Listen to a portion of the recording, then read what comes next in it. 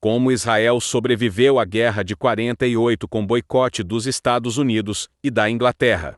No dia 12 de maio de 1948, Ben-Gurion declarou: há 5 exércitos árabes regulares, aguardando a retirada dos ingleses, concentrados nas fronteiras da Palestina, com a intenção de nos invadir e nos esmagar assim que nosso país comece a existir. Naquele momento, Israel enfrentava um embargo internacional de armas e apenas um país ousou desobedecê-lo. Um único país, a Checoslováquia, salvo Israel. O embargo de armamento. Após a Segunda Guerra Mundial, Estados Unidos e Grã-Bretanha eram os 2 principais detentores de suprimento de armamentos, mas nenhum dos 2 demonstrava querer ajudar. O Departamento de Estado americano fazia vigorar, estritamente, a Lei de Neutralidade, que colocara um embargo de armas a todo o país que estivesse engajado em conflito armado, como era o caso de Israel. O governo de Grã-Bretanha demonstrava ser ainda menos amigável, recusando-se a vender material bélico a Israel enquanto fornecia aeronaves e treinamento às forças aéreas árabes. Em 29 de maio de 1948, 2 semanas após os exércitos árabes terem invadido Israel com o propósito declarado de destruir o recém-criado Estado judeu, o Conselho de Segurança das Nações Unidas também impõe um embargo, banindo o fornecimento de armas, material bélico e outras formas de ajuda militar às partes diretamente envolvidas no conflito. O equilíbrio de armas ao estourar a guerra favorecia os países árabes. Sendo assim, o embargo recaiu com peso maior sobre os judeus, que tinham recém-declarado seu Estado,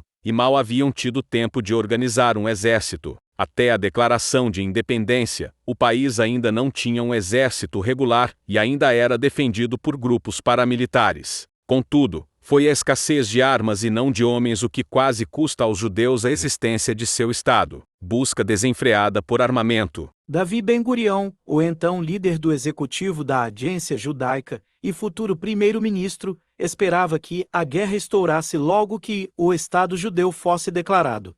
Como os judeus da Palestina sob mandato britânico desesperadamente necessitassem de armas, ele começara a procurar por elas bem antes de que o plano de partilha das Nações Unidas, em 29 de novembro de 1947, criasse um Estado judeu e um Estado árabe. Seu desejo era que Israel estivesse preparado para se defender quando os exércitos regulares árabes iniciassem o ataque.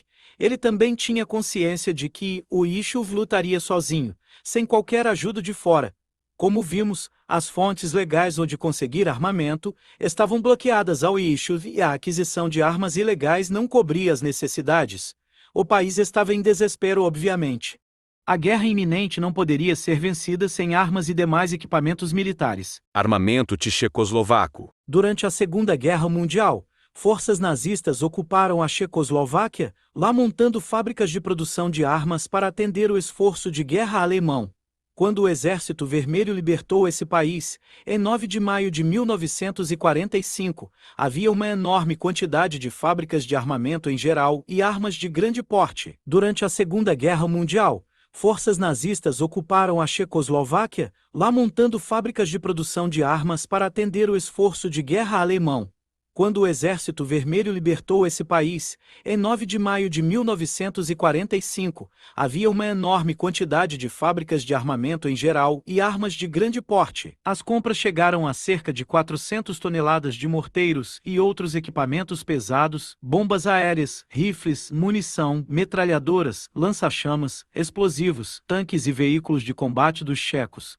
As quantidades eram incrivelmente exorbitantes. O país vendeu mais de 34 mil rifles, 5.500 metralhadoras, 10 mil baionetas e mais de 100 milhões de cartuchos de munição. Em decorrência do acordo de armas com Praga, dentro de poucas semanas, todo soldado das FDI estava equipado com sua própria arma e sua própria munição e, cada esquadrão e pelotão, de posse de armamento adequado ao padrão internacional. O Estado recém-declarado também carecia de uma força aérea.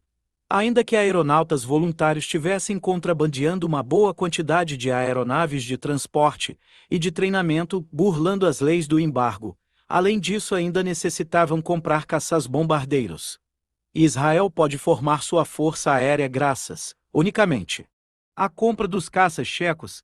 a Checoslováquia vendeu 86 aviões de combate, 25 caças Avia S-199, uma versão do Messerschmitt alemão, e 61 Supermarine Spitfire. Foi um acordo custoso, mas foi um divisor de águas para Israel. Segundo um relatório de 1952 de William Arak, ministro das Relações Exteriores da Checoslováquia, seu país recebeu cerca de $14 dos Estados Unidos. 5 milhões pelo armamento vendido. Foi um tremendo montante para os parcos cofres do Estado de Israel, e representava cerca de 1/3 da receita anual da Checoslováquia em moeda estrangeira. A entrega dos equipamentos militares da Checoslováquia foi, comprovadamente, crucial para a defesa da independência de Israel. O transporte dos armamentos enfrentou inúmeras dificuldades, mas, no fim, os equipamentos chegaram a Israel em tempo de ter um impacto definitivo no campo de batalha. Praga disponibilizou o aeroporto de Játiz para a delegação israelense. Esse aeroporto, apelidado de Etzion, tornou-se o centro de fervilhante atividade israelense em solo checoslovaco. Etzion se tornou a base nesse país da Operação Balak, a ponte aérea de transporte de armas da Checoslováquia para Israel. Foi também um importante ponto de confluência para o contrabando de aeronaves para Israel, vindas de várias partes. E a Guerra da Independência se inicia. No dia 14 de maio de 1948, Ben-Gurion declara o estabelecimento do Estado de Israel. Um dia após a declaração, uma coalizão ataca o recém-formado Estado, os exércitos árabes do Líbano, Síria, Transjordânia, Iraque e Egito e forças expedicionárias da Arábia Saudita e do Iêmen. A guerra era travada ao longo de toda a fronteira israelense, contra o Líbano e Síria ao norte, Iraque e Transjordânia a leste, Egito ao sul, e os palestinos e voluntários dos países árabes no interior do país. A Guerra da Independência foi a que mais custou ao país, em termos de perdas humanas, com 6.373 israelenses mortos em ação da época anterior ao Estado até 20 de julho de 1949 e 15 mil feridos. O número de baixas representou quase 1% de todo o Eixuve. Construção da Força Aérea de Israel. Em início de 1948, após ter finalmente ficado claro que o embargo dos Estados Unidos ao envio de armas não podia ser contornado, Davi Ben-Gurion deu ordem de compra de caças checos e enviou seus pilotos, de imediato, para aprender a pilotá-los. Essas aeronaves eram tecnicamente inferiores e significativamente mais caras que os aviões americanos. A um exorbitante preço de tabela. $180 mil americanos cada caça, incluindo armamento, treinamento do piloto e equipamentos de suporte. Naquele ínterim, o P-51 Mustang americano, o melhor caça de combate, dentre todos os da Segunda Guerra Mundial, foi comprado ao governo dos Estados Unidos pelos suíços, por meros $4 mil americanos. Mas Israel não tinha escolha e, em final de março, comprou 10 Messerschmitts. Numa transação subsequente, adquiriu mais 15 unidades adicionais, mas, no final, apenas 23 aeronaves chegaram a Israel. Ninguém gostou do Messerschmitt, uma versão checoslovaca do caça alemão.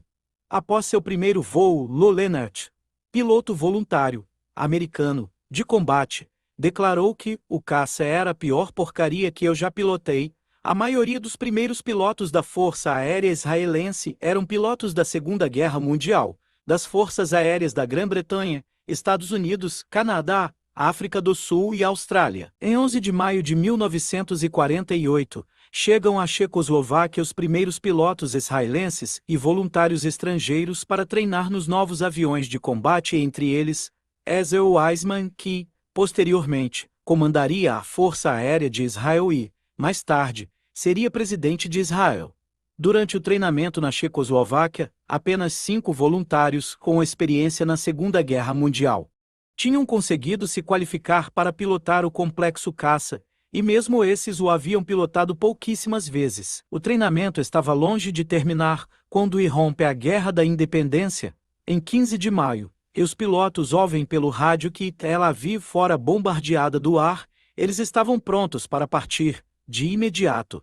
Os caças tiveram que ser desmontados, às pressas, e enviados a Israel, onde os técnicos checos os montariam, de novo. Em 20 de maio de 1948, Israel recebeu seu primeiríssimo caça. Os Messerschmitts tiveram um papel essencial na Guerra da Independência. Ajudaram a virar o fiel da balança para o lado de Israel, nas críticas batalhas contra os exércitos árabes, entre maio e outubro de 1948. No entanto, tais caças eram um pesadelo. Os acidentes eram constantes, causando a perda da vida, além de sua manutenção ser bem difícil.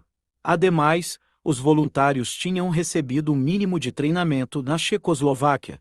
Estavam acostumados com os Fighters, aviões de combate americanos, e bem despreparados para o estranho Messerschmitt. A primeira missão operacional do bombardeiro ocorreu em 29 de maio. Levada a cabo por 4 Messerschmitts contra a coluna egípcia estacionada próximo a Ashdod. 6.000 tropas egípcias avançavam para Tel Aviv, quando os israelenses as bombardearam. Quando os pilotos decolaram em sua primeira missão, o caça, recém-montado, ainda precisava ser testado em voo. Ainda não haviam disparado uma única vez sequer e nenhum dos rádios funcionava. No entanto, todos sabiam que nenhuma dessas preocupações teria alguma importância se não detivessem o exército egípcio. Esse ataque aéreo é considerado por muitos como a razão para os egípcios terem contido seu avanço sobre Tel Aviv. A incipiente força aérea de Israel infligiu danos mínimos, mas causou um tremendo choque. A existência dos recém-chegados caças de fabricação checa era um segredo guardado a 7 chaves. Os monitores israelenses haviam interceptado uma mensagem de rádio do comandante egípcio. Em Ashdod, atônito e aterrorizado pela aparição dos caças israelenses, os egípcios detiveram seu avanço. Até então, o Egito não tinha a mínima ideia de que Israel dispusesse de uma força aérea. Tel Aviv fora salva ao menos naquele momento. Com todos os seus perigosos atributos, os Messerschmitts desempenharam um papel crucial na criação de Israel e, sem eles, a Guerra Árabe-Israelense de 1948 poderia ter tido um final tragicamente diferente. Em setembro de 1948, outro acordo foi assinado com a Checoslováquia para a compra de caças de combate, modelo Spitfire ao preço de $30.000 dos Estados Unidos por aeronave. Na Guerra da Independência, foram comprados 50 caças Spitfire da Checoslováquia, e ainda alguns outros, nos pós-guerra. Esses caças checos marcaram o início da gloriosa Força Aérea de Israel, que, com o tempo, tornar-se-ia uma das mais potentes do mundo. Israel vence a guerra. A luta continuou até fevereiro de 1949, quando os acordos formais de armistício foram assinados entre Israel e os países árabes. Foram determinadas linhas de armistício, em acordos separados entre Israel e os estados vizinhos do Egito, Líbano, Transjordânia e Síria. Apesar de tudo, Israel sobrevivera, em fevereiro de 1948. A Checoslováquia se tornou um país comunista sob a órbita e influência da então União Soviética. A princípio, Joseph Stalin apoiou o Estado de Israel. No entanto, quando os partidos pró-soviéticos perderam a primeira eleição ao Knesset, em janeiro de 1949, Stalin retirou seu apoio no que foi seguido pela Checoslováquia, pondo um fim às vendas de armas a Israel. Em janeiro de 1949, a Checoslováquia havia treinado 200 especialistas israelenses, paraquedistas e mecânicos de aviação, entre os quais 82 pilotos e 1.600 voluntários checos e de outros países europeus, bem como dos Estados Unidos. Durante a visita do primeiro-ministro de Israel Bibi Netanyahu a Praga, em maio de 2012, ele declarou: Israel não tem amigo melhor na Europa do que a República Checa. E se gostou do vídeo, curta e compartilha. Obrigado e até a próxima.